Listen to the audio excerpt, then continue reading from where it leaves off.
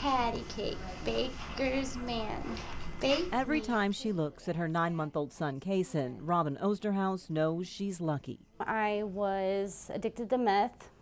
I was homeless. Getting pregnant, she says, was no match for 6 years of addiction. I mean, you live, breathe, eat, die, sleep, drugs. But at 12 weeks along, after a night of using, she went to the ER and refused to leave until they got her into treatment. I didn't want him to go through withdrawal. Like, knowing how bad withdrawals are, I couldn't imagine being a newborn baby and having to go through that. It's heart-wrenching. Unfortunately, it's something Deb Salisbury and the staff at Stormont Vale's NICU are seeing more and more often. A lot of times babies are very inconsolable. Sometimes they have trouble just coordinating, sucking, swallowing, breathing, and eat effectively. They're sleeping and can be having tremors. We try to make them comfortable by providing a decreased stimulation. So a lot of times the lights are down, it's quiet in here. In Kansas, the counties in red, mostly urban areas, are seeing the highest rates of neonatal abstinence syndrome. Stormont treated 12 babies with NAS in 2015. It was 21 in 2016. While most babies go home after a couple days, babies with NAS average 12 days in the hospital. Nationwide, it adds up to $1.5 billion in extra medical costs each year.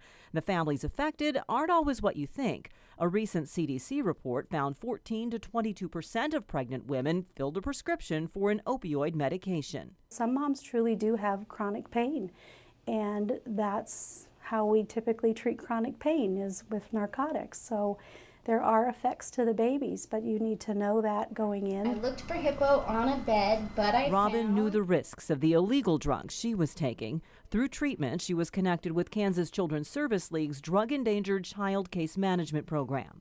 And the goal of it is to really try to prevent that child from being born substance exposed, and so the earlier we can work with the parents, the better, and then also to just provide help and support and make sure that those children are continuing to develop appropriately. With their help, Robin stayed sober and Kason arrived healthy and drug-free.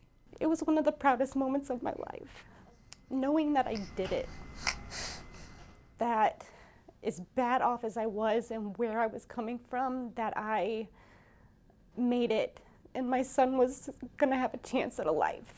Robin now has an apartment, a job, and is taking classes to become a social worker, an advocate for others, so she can pay forward what people did for her. Don't be afraid to get help. The worst thing you can possibly do is not ask for help.